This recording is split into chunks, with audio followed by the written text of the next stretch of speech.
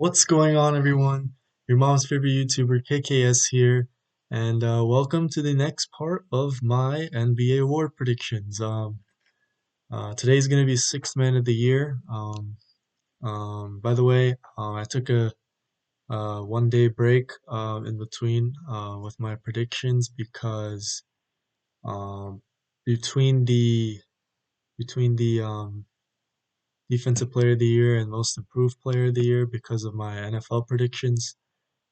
So that's why it didn't come immediately. But I'm sure you've seen it by now. If you haven't, I have click up here on this link, and you'll be taken there. And yeah, so today's gonna be Sixth Man of the Year. Um, this one's a difficult one as well. I'll get into the many factors of why. But yeah, let's get into it. So, again, first player is who I think wins the award. Second guy is who I think finishes second. And third guy is the guy who I think finishes third, but also a dark horse to win the award. So let's get it. The guy who I think wins the award, Lou Williams. I mean, he's literally Mr. Sixth Man. He's had this role for pretty much his whole career. Um, Everybody knows him as that Mr. Reliable sixth man, that burst of offensive firepower coming off the bench. Ever since he was in Toronto, I'm pretty sure, Houston, and both LA teams. He's been a pretty solid piece. It wasn't until now, though, that he's played for a contender, though. So, but as you can see, even with a contender, he's still a very useful piece. It didn't really result in much success, but you can't really blame Lou Williams for the Clippers season last year. He scored 18 points per game, still a great offensive weapon off the bench. He also added 3 rebounds and 5.5 assists per game. So he's a pretty good distributor. Um, he's a pretty good distributor for a score first kind of guard.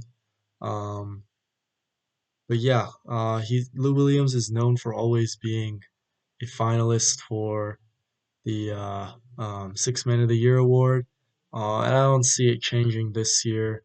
If anything, I think his chances of winning the award go up now that Schroeder and Montrezl Harrell are both on the Lakers, and Schroeder's starting now, so he's automatically out of the equation. But um, with Montrezl Harrell gone from the Clippers, I think you see a lot more of Lou Williams' usage go up, and I think Montrezl Harrell's usage is gonna go down in LA, in the other LA. Sorry. But yeah, um, Lemon Pepper Lou, um, I think he wins the award. He's another reason why he's a safe bet for the top three. Other than the fact that he's historically always been in the top three, is that he's firmly a second unit guy. He's not somebody else who like you prefer him to come off the bench, but if there's an injury to the starter, you're gonna replace him with the backup. But Lou Williams is just firmly a second unit guy. It's been what he's been doing his whole career. He comes out the second unit and contributes against second unit defenses. And I don't see that changing this year. I don't think he starts at any point this year. And I think he wins the award. So next up, the guy who I think finishes second, Montrezl Harrell. I know I just mentioned that he went to the Lakers, so the usage isn't going to be there because they already have Anthony Davis. But I still think the usage is going to be high enough. The Lakers really don't have another like front court scoring option behind Anthony Davis. So I think Montrezl Harrell's offensive usage is still going to be there. Last year, he had 18 and a half points per game, 7 rebounds, and 2 assists per game. Um, there are many arguments for why his stats could go up or down. Um, I could see, I could agree with both of those. It could really go either way, but um, mainly the pros for Montrezl Harrell is he's now on a better team. You would say the Lakers just won the championship, and they're adding Montrezl Harrell, they're adding Dennis Schroeder, they're adding Marc Gasol, and what did they lose? JaVale McGee, Dwight Howard, Danny Green. I mean, the Lakers got much better. Um, Now there are concerns with Montrezl Harrell's defensive game. I understand that, but I think he's now that he's moved to the Lakers, I don't think he has to worry that much on the defensive end now that he's playing with front court of Anthony Davis and Marc Gasol. Before, the Clippers' main strengths defensively were on the perimeter with Paul George and Kawhi Leonard.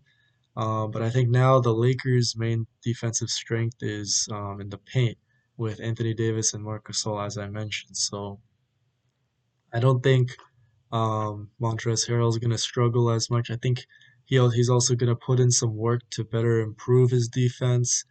And yeah, he's still young and improving too. One thing about Lou Williams is that he's aging. He's getting up there in age. Um, and Montrezl Harrell's still getting better, especially defensively. I really hope he takes a step forward defensively.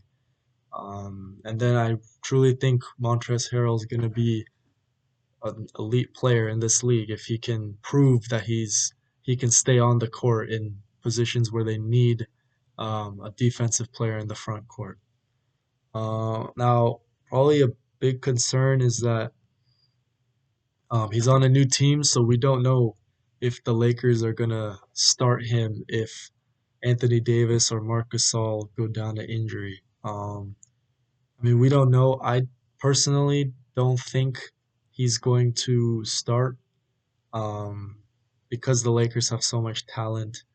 But I mean, um, it's a fair worry to have. But I feel comfortable enough to put him on my list that he will come off the bench. But yeah, just keep that in mind. Um, a lot of players I wanted to mention, but I thought there's going to be a large chance that they could start, such as like Karis LeVert. If I was told that Karis LeVert was going to come off the bench every single game of the season, I would have put him at number one on this list. But with the injury to Spencer Dinwiddie and Kyrie Irving's injury problems, um, you just don't know. So Levert, he's an honorable mention. I guess I'll get to the other ones too. But another honorable mention, Kyle Kuzma. I think he also could be a candidate for most improved player, if I'm being honest. But I think he's going to feel a lot more comfortable, a lot less pressure after the Lakers have won a championship. So I think Kuzma has a chance, and the other guy is Serge Ibaka. However, he's gonna start some games, so I don't think I'm gonna put Serge on this list. But anyways, number one, Lou Williams. Number two, Montrezl Harrell. Two of the three guys who were there last year. But I think a dark horse, a sneaky candidate to win the award this year, Jordan Clarkson. Um, I don't know how many of you guys realize, but Jordan Clarkson had a very solid year last year. Averaged 15 points per game, 2.5 boards, and 2 assists. And his percentages were very high. He was very efficient. I don't remember the percentages off my head, but I remember he was very efficient, and he's got a solid role with the Utah Jazz. Donovan Mitchell is their star player at shooting guard, and they got Mike Conley as well, who's aging and he's taken a step back. So I think we see more of Jordan Clarkson having a larger and larger role down the season. he also is going to need to pick up his game a lot because the Utah Jazz, um, like with Mike Conley, as I said, getting worse, they need more offense. Donovan Mitchell, Royce O'Neal, Rudy Gobert are all great defensive players, but Gobert and Royce are not very good offensive players. So I think offensively, Clarkson's going to need to be the third option.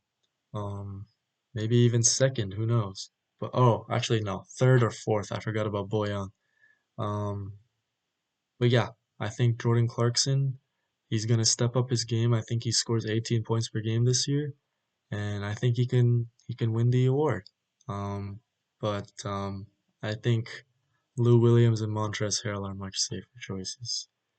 So that's it for the video.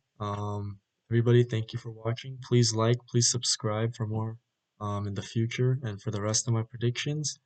And comment down below. Do you agree? Do you disagree? And I'll reply to all comments. And yeah, um, that's it. Thank you all for watching and take care.